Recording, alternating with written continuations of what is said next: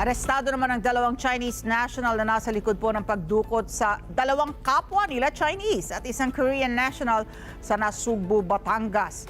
Una nang pinalaya ng mga suspect ang kanilang mga biktima matapos na magbayad ng ransom sa kanila. Mar Gabriel sa report.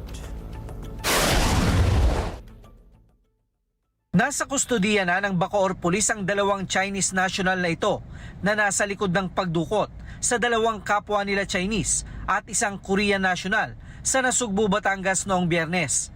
Naharang sa checkpoint ang dalawang sospek na sina Wang Yuze at Zhao Lishan na nakuhanan ng dalawang baril at mga bala. Ay na-flag down nga po nila itong sasakyan ng mga suspects at nung pinapahinto po ay iniwasan po at sinubukan pong iwasan yung kanilang dragnet kaya pinutukan na po yung gulong po ng kanilang sasakyan at naaresto nga po itong dalawang Chinese po. Positibo raw silang kinilala ng mga biktima na magkakasunod nilang pinakawala noong May 3 matapos na magbayad ng ransom na tig 200,000 USDT sa cryptocurrency. Patuloy namang tinutugis ang iba pa nilang kasamahan. Base kasi sa investigasyon, 7 armadong sospek ang humarang sa sasakyan ng mga biktima habang papunta sa resort sa Batangas noong May 2. Ang mga sospek nakasuot pa raw ng uniforme ng pulis.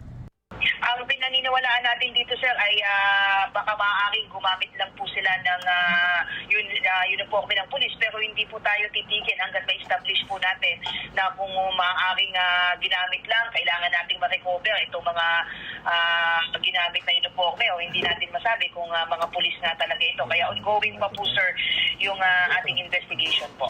Sinampahan na ang mga sospek ng kasong kidnapping for ransom at illegal possession of firearms habang nahaharap din sila sa paglabag sa immigration laws.